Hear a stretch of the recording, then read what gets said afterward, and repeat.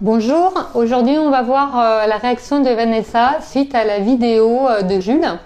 Donc rappelez-vous, Jules était chef d'équipe dans une association qui travaillait dans le milieu pénitentiaire et il a quelqu'un de son équipe, Laurent, qui s'est en quelque sorte ligué contre lui, qui a saboté le travail et qui a fait passer Jules pour un incapable.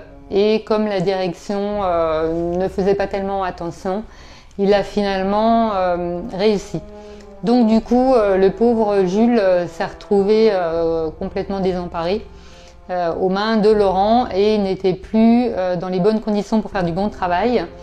Et ça a créé un cercle vicieux et finalement Jules est rentré en dépression et a été contraint de quitter son travail.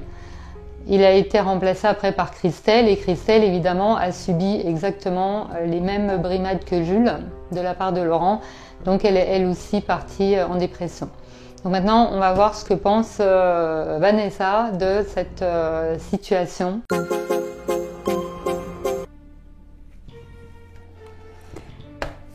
Bon, je viens de voir la vidéo de Jules, je suis très touchée par cette histoire qui quand même est assez troublante.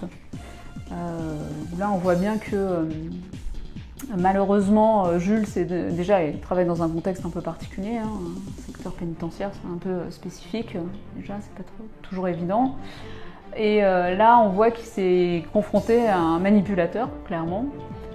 Puisque on voit bien que Laurent, dès sa première convocation, qui était justifiée, hein, puisqu'il n'a pas du tout rempli les tâches qui lui incombaient, retourne complètement la situation. C'est-à-dire que là, Jules a des choses à lui reprocher factuelles et lui, retourne complètement, il le prend très mal.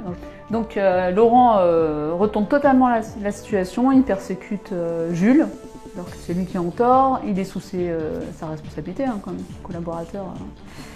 Et là, il le décrédibilise totalement dans son rôle de manager.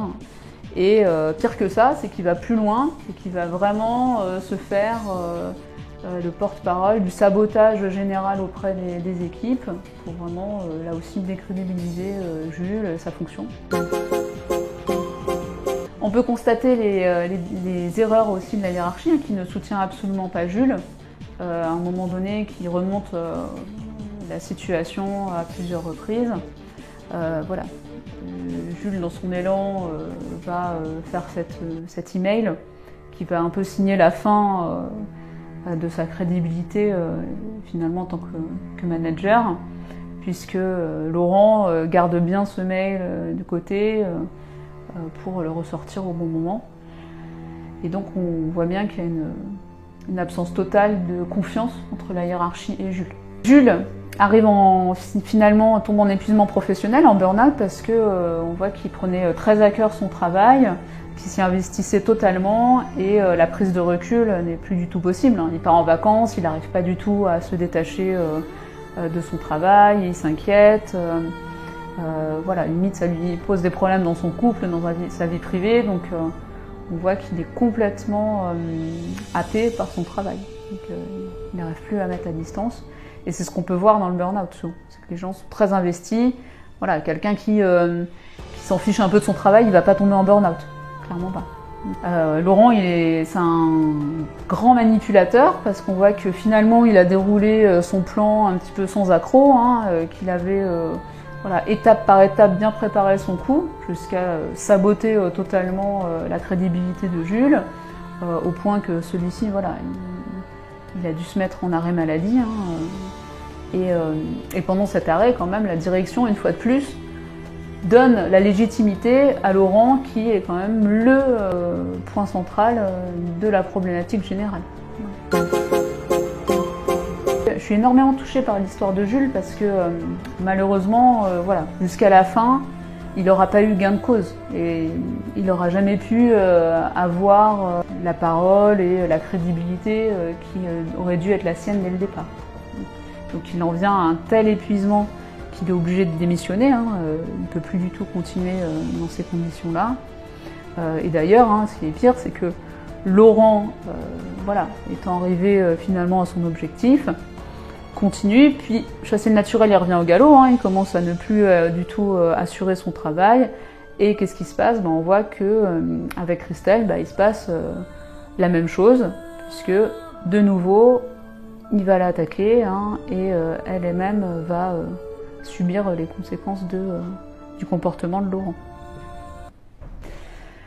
À partir du moment où la hiérarchie botte en touche et à ce comportement-là, qui va pas du tout dans le sens de la réalité, elle aurait dû quand même accorder de la crédibilité à son manager et aller voir un petit peu ce qui se passe. Malheureusement, les recours sont pratiquement impossibles, puisqu'on ne peut rien faire.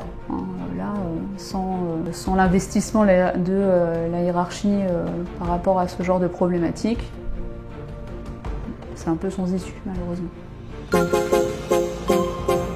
Jules a fait ce qu'il pouvait dans cette situation. Il n'y a pas non plus 36 000 possibilités. Il a essayé d'en faire part à sa hiérarchie, d'agir au mieux, d'offrir même une porte de sortie à Laurent. Donc là, il était vraiment dans une situation compliquée.